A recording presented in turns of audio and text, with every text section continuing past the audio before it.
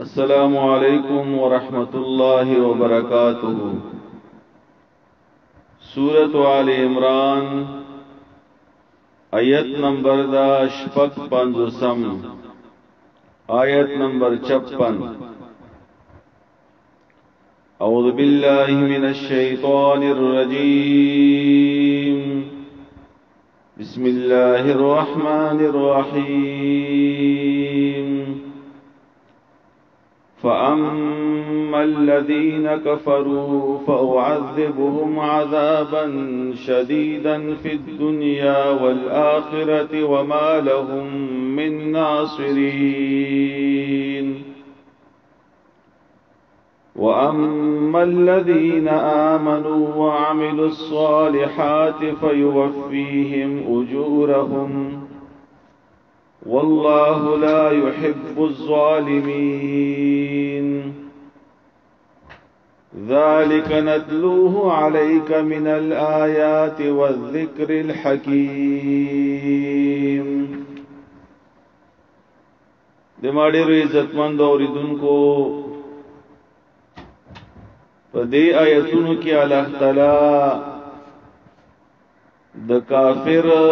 او د کفر انجام خیال دا، اومدارنگی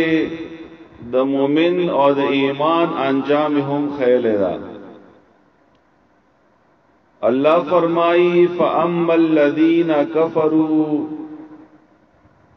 نو اغا کسان چی اغا کافران دی، یعنی کفر کڑے دا۔ کفر مطلب انکار کړی دا د اسلام د قبلولنا۔ فاعذبهم، نزب سزاور قوم اغویتا عذابا شدیدا، سخت سزا، فی الدنیا پا دنیا کی هم، والآخرت و پا آخرت کی هم۔ نو کافر شدا اللہ تعالی اغد پارا پا دنیا کی هم سزا مقرر کړی دا، او پا آخرت کی هم سزا مقرر دا۔ پا دنیا کی دا کافر دا پارا ټولو نا غټه سزا دادا چی اغد پارا پا دنیا کی اطمینان نشتا دا، پا دنیا کی سکون اغد پارا نشتا۔ آسی ظاہرن منتخکاری چې کافر او کافران خوشاله دي او په مزو کې دي، خو الله په خپل فرمایي چې هغه د پاره په دنیا کې سزا ده، او ټولو نه لویه سزا هم دغه ده چې چا د پاره په دنیا کې اطمینان نه وي، او دغه د ایمان د چې اطمینان دا د الله تعالی په یادولو باندې، د الله په ذکر باندې، د قران پاک په ویلو باندې، د نبی علی السلام په سنت او په حدیثو باندې عمل کولو باندې کوم اطمینان چې ملويږي، نو هغه اطمینان د دنیا د مال او دولت سره، کفر سره، شرک سره، د الله نه فرمانی سره اطمینان نه ملويږي، اگر چې په دنیا کې یو انسان مالی طور باندې ډیر زیات خدا، او آخرت کې هغه د پاره چې کومه سزا ده، کوم عذاب ده، هغه ظاهره خبره ده، هغه جهنم ده، اور ده، نو دا څه معمولی سزا او معمولی عذاب نه ده۔ او بیا د اخرت هغه سزا سخت په دې بنیاد باندې هم ده چې هغه د پاره اختتام نشته ده، هغه ختميږي نه، چې یو انسان باندې هر څومره سختی راشي، خو چې کله یو انسان ته پزړه کې دا تموي چې دا سختی به ختم شي، نو هغه ته یو خوشحالي ملويږي بیا۔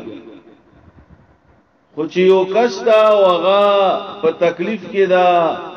په عذاب کې دا، په اور کې سوځي، او دا تمه هم نشته دا چې دغه اور به ختم شي، د عذاب به ختم شي، د سوځیدل به ختم شي نو دا به څومره سخت حالت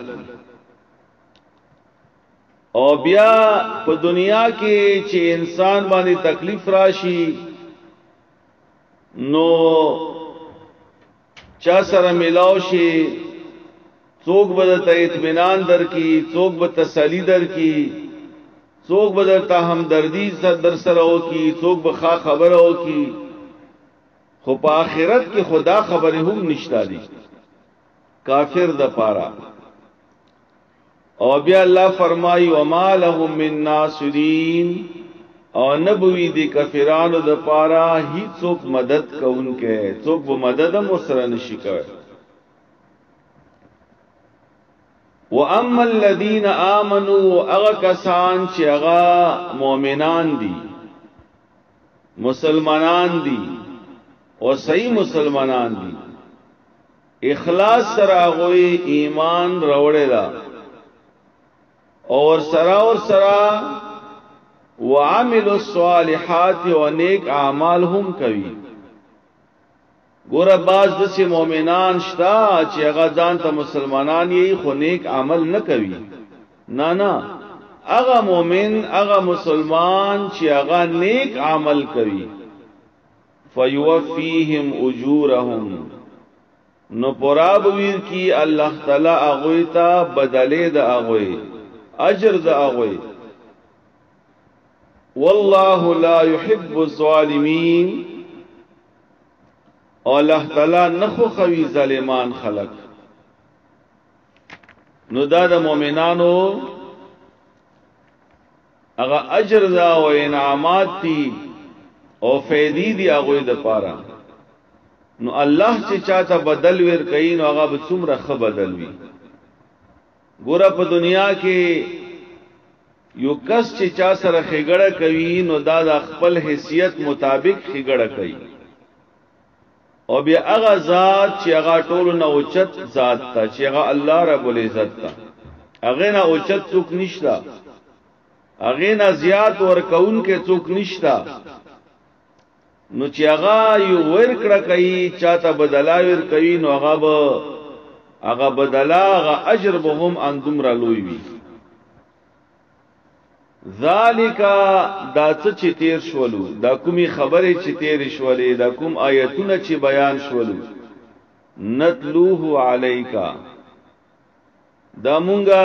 بیانو تا ته اے پیغمبره من الآیات د آیاتونو نا او دویمه معنا من الآیات د دلایلو نا یعنی دا مضبوط دلیل سره دا خبره کیږي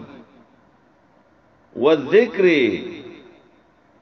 او مونږه بیانو تا ذکر دغه قران ذکر نه مراد دي چې قران پاک دا الحکیم چې دا د حکمت نه ډک کتاب دا یعنی دا کتاب پدې کې د پوهې خبرې دي پدې کې د حکمت خبرې دي پدې کې د فائدې خبرې دي پدې کې د خیر خبرې دي اوس تاسو ترجمه ته متوجه شئ فاما الذين كفروا نو اغا کسان چې کافران دي فاعذبهم عذاب ورکو اغه عذابا شديدا سخت عذاب فی الدنیا په دنیا کې والآخرت او په آخرت کې وما لهم ونبوی اغه د پارا من ناصرین څوک مدد کوونکی واما الذين امنوا اغكسان چې مؤمنان دي وعملوا الصالحات او نیک اعمال کوي فيوفيهم نو پرابویر کی الله تعالی اغوی تا اجورهم بدلی دا اغوی والله الله تعالی لا يحب الظالمين نخو خوی ظالمان ذالک دت چتیر شول نتلوه مونږ بیانو دا علیک تا من الآیات د دلایلنا والذکر و د قران الحکیم چې دا د حکمت نډک کتاب دا الله د پدې سبق باندې ته پویا او الله تعالی د پدې باندې عمل کولو توفیق راکړي واخر دعوانا ان الحمد لله رب العالمين آمين.